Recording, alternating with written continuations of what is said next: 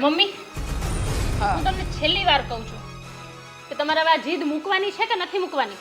એટલે તું કહેવા શું માંગે છે? અને ભાન ભૂલી ગઈ છે? તું કોની સાથે વાત કરે છે એ તો ભાન છે ને તને? મને બધી ભાન છે અને મને બધી ખબર છે. હવે તમારે મને મારા સાસરે મૂકવા આવી છે કે હું જાતે જતી રહું? એટલે કહેવા શું માંગે છે? તને મૂકવા આવી છે કે જાતે જતી રહું? અત્યાર સુધી હું એકની એક વાતની લડાઈ લડી રહી છું અને તારે હવે તારા સાસરે જવું છે? અને તારી હિંમત કેવી રીતે થઈ?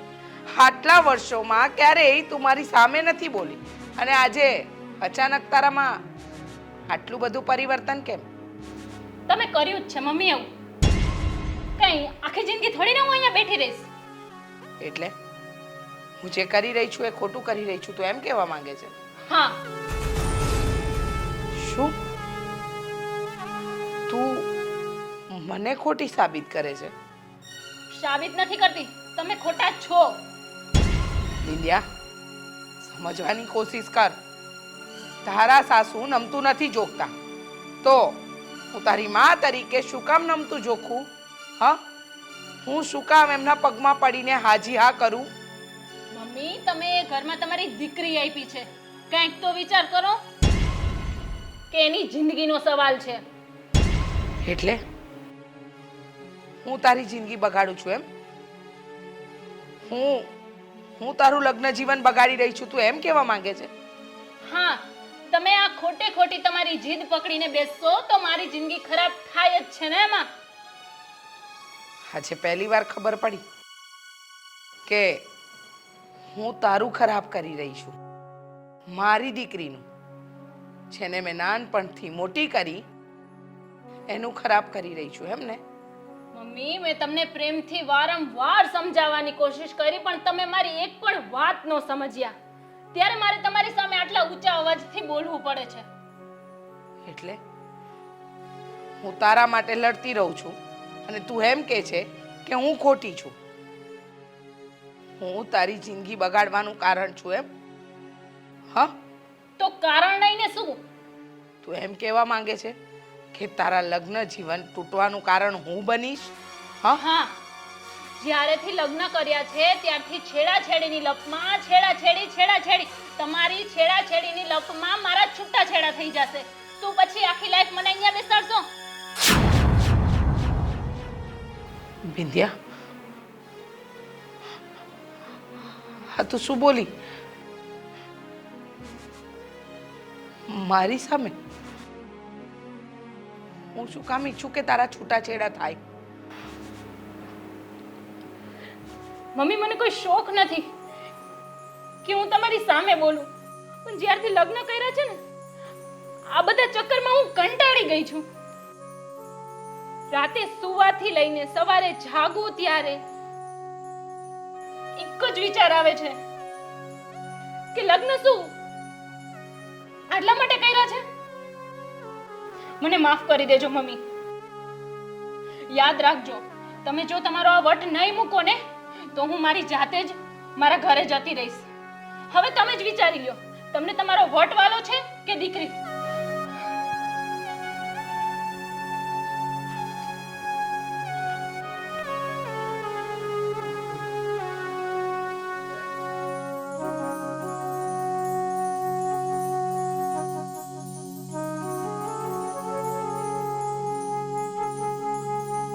કેમ બેન એકદમ ઉદાસ બેઠી છો? કઈ થયું છે? હા ભાઈ, શું થયું છે? જીવનમાં પહેલી વાર મારી બિંદિયા મારી સામે બોલી.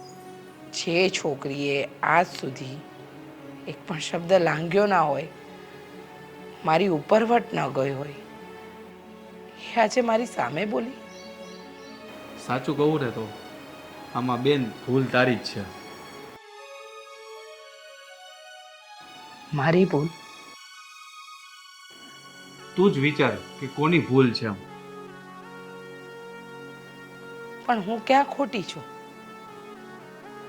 હું તો મારી દીકરીના છેડાછેડી આ ઘરમાં છોડવા માંગુ છું. આમાં મેં ક્યાં કોઈ હઠ પકડી જ છે? તે હઠ એ જ પકડી કે તારી એક જીદ હતી કે આ વસ્તુ હું નહીં કરવા દઉં. એના લીધે આ બધું પરિણામ આવ્યું ને. સાચી વાત છે તારી. એક હટ આ જીદ મેં મૂકી દીધી હોત તો કદાચ આજે આ દિવસ જ ના આવ્યો હોત. બેન, હજી તારી પાસે ટાઈમ છે. તું સમજી જાય ને તો સારું છે. હા, વાત સાચી છે. હવે સમજવાનો વખત આવી ગયો છે. નહીં સમજું ને તો બહુ મોડું થઈ જશે. અને આજે જે રીતે બિંદિયા મારી સાથે વાત કરીને એ પરથી તો એવું લાગે છે કે મારા અને બિંદિયાના બોલવાના સંબંધ પણ નહીં રહે. અને વિશાલ, હું નથી ઈચ્છતી મારા ભાઈ કે મારી અને મારી દીકરીના સંબંધ વચ્ચે કોઈ કડવાશ આવે. હું મારી ભૂલને સુધારીશ. બેન, સારું છે કે તું સમયસર સમજી ગઈ.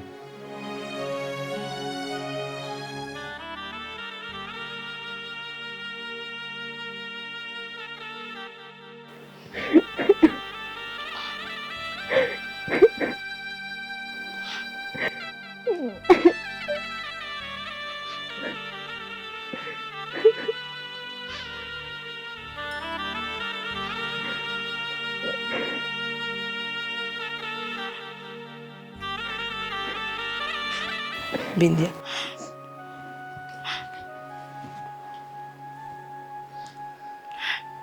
બેટા રડ નહીં.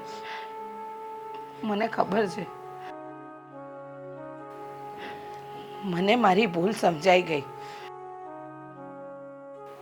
એ બધી જ ભૂલ મારી હતી. બેટા, તારી વાત સાચી છે. હા, આ બધી ભૂલ મારી છે. હું જ ન સમજી કે દીકરીને વઢાવી ને પછી એના પર પહેલો અધિકાર એના સાસરીવાળાનો લાગે. એને એના નીતિ નિયમ પ્રમાણે જીવવું પડે, એના નીતિ નિયમ પ્રમાણે રહેવું પડે, એના રીત રિવાજ અપનાવવા પડે. પણ હું મારો વટ જાળવવા અને ખોટી જીદ પકડી રાખવા માટે આવું બધું કર્યું. પણ આજે મને સમજાઈ ગયું કે તું સાચી છે બેટા, એકદમ સાચી. હું કદાચ નમતું જોખી દઉં તો શું વાંધો છે? મારી દીકરીનો સુખી સંસાર વસી જશે. મેં એ ઘરમાં બધાનું અપમાન કર્યું, મારા જમાઈનું પણ અપમાન કર્યું. પણ હવે હું મારી ભૂલને સુધારીશ. બિંદિયા, આપણે કાલે જ જઈએ છીએ બેટા તારા સાસરે. તારા સાસુ સસરાની, મારા જમાઈની હું બધાની માફી માંગીશ. મને મારી ભૂલ સમજાઈ ગઈ છે દીકરા. હા મમ્મી, મમ્મી મને પણ માફ કરી દેજો કે અત્યાર સુધી હું ક્યારેય તમારી સામે ઊંચા અવાજે બોલી નથી. પણ મમ્મી, થોડી પરિસ્થિતિ જેવી હતી ને. હા બેટા, વાત સાચી છે તારી. પરિસ્થિતિ જેવી હતી કે ક્યારેક ક્યારેક મા બાપ પણ રસ્તો ભૂલી જાય, ત્યારે સંતાનો જ એને સાચી રસ્તો બતાવે. આજે મારી સાથે પણ એવું જ થયું. હું મારા હઠમાં વટમાં ખોટે રસ્તે જઈ ચડી. પણ મારી દીકરીએ મારી આંખ ઉગાડી નાખી કે મારી દીકરી સાચી અને હું ખોટી. હવે રડીશ નહીં હો. આપણે કાલે જ તારા સાસરે જઈએ છીએ.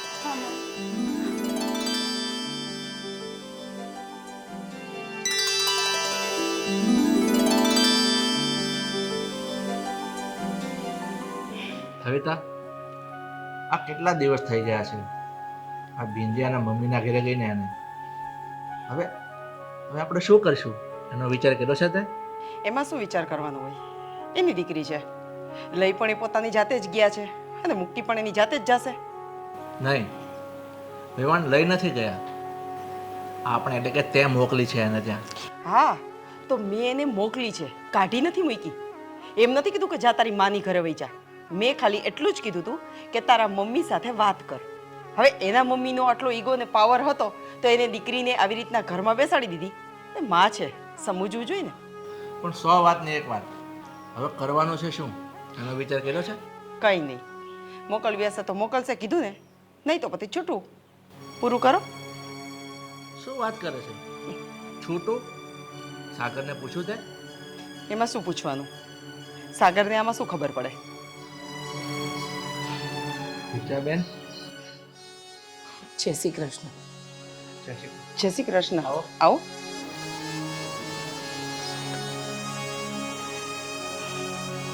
આવો, બેસો. તબિયત પાણી સારા છે ને? હા વેવાણ, કેમ છે બેટા તને? હા મમ્મી, મને સારું છે. તમને કેમ છે? અને પપ્પા તમને? સારું છે બેટા મને. વેવાણ, વાતની શરૂઆત ક્યાંથી કરું કંઈ સમજાતું નથી. અરે એમાં શું રીચાબેન, આમ જરાય ગભરાવાની જરૂર નથી. આ તમારી ફેમિલી જ છે અને હું તમારી બેન છું એમ જ સમજો. આ તો તમારી મોટપ છે કે હાટ આટલું અપમાન કર્યા પછી પણ તમે હસતા મોઢે મને આવકારી. બાકી કોઈ બીજા વેવાઈ વેલા હોત ને તો સામે એટલું જ અપમાન કરત. નાના રીચાબેન, જો અમુક વસ્તુ તમારાથી પણ બોલાય, મારાથી પણ બોલાય છે, તો એનો મતલબ એવો નથી કે આપણે સંબંધમાં અહીંયા જ આપણે કટ કરી નાખી. પણ બોલાય, ઘર હોય ત્યાં વાત તો થાય જ, અને આપણે તો ફેમિલી છીએ. આ કાંઈ થોડા 1-2 દિવસના સંબંધ છે. હા, એકદમ સાચું કહ્યું. લગ્ન થાય ને તો બે વ્યક્તિના નથી થતા, બે પરિવારોના સંબંધ જોડાય છે. હા, છેડાછેડીની વાતને મેં એટલી ચગાવી કે મારી દીકરીનો ઘર સંસાર તૂટવાને આરે આવ્યો ને તો પણ વિચાર્યું નહીં. પણ ગઈકાલે પહેલીવાર જીવનમાં એવું બન્યું કે મારી દીકરી મારી નહોતી પણ તમારા લોકોની હતી. એને એની સાસરી પક્ષ જે કહી રહ્યું હતું એ સાચું લાગતું હતું અને સાચું હતું પણ.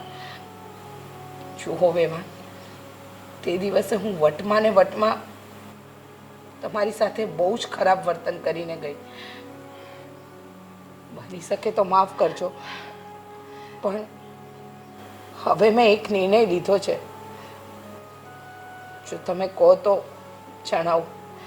રીચાબેન, તમે આવી રીતે ઓછો નહીં લગાડો અને તમે અમારી માફી નહીં માગો, અમને શર્મિંદા નહીં કરો.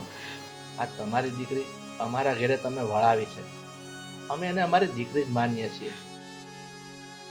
હશે સંજોગ એવા ઊભા થયા કે તમારાથી બોલાઈ ગયું, એવી જ રીતે ભાવિકાથી તમારા સામે બોલાઈ ગયું. બેન, આ ભાવિકા વતી હું તમારી માફી માંગુ છું. તમારે માફી માંગવાની જરૂર નથી. હું પણ તમારી માફી માંગુ છું કે મારાથી કદાચ કંઈક વધારે બોલાઈ ગયું હોય. પણ હશે, હું તો એમ જ કહું છું કે આ બધી વસ્તુ જવા દો. થાય ક્યારેક. હા, થાય, પણ આવી ભૂલ મારા જેવા વ્યક્તિઓથી જ થાય. અરે મમ્મી, તમે અહીંયા? જય શ્રી કૃષ્ણ મમ્મી. જય શ્રી કૃષ્ણ જમાઈ. કેમ અચાનક અહીંયા આવવાનું થયું? કંઈ કામ હતું? કામ તો બહુ મહત્વનું હતું. જો આજે ન આવી હોત ને તો સમય વીતી જાત. પેલું કહેવાય ને કે પાણી બધું વયું જાત ને પછી હું પહાડ બાંધત, તો એનો કોઈ મતલબ નહોતો. જમાઈ, હું ખોટી જીત જે પકડીને બેઠી હતી ને એ હવે મેં છોડી દીધી છે. શું વાત કરો છો મમ્મી તમે?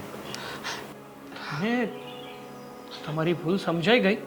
હા, ભૂલ અત્યાર સુધી તો નહોતી સમજાણી, પણ મારી દીકરીએ મારી આંખો ખોલી નાખી. એટલે જ આજે તમારા મમ્મી પપ્પાની અને તમારી માફી માંગવા આવી છું અને બિંદિયાને એના સાચા ઘરે મૂકવા આવી છું.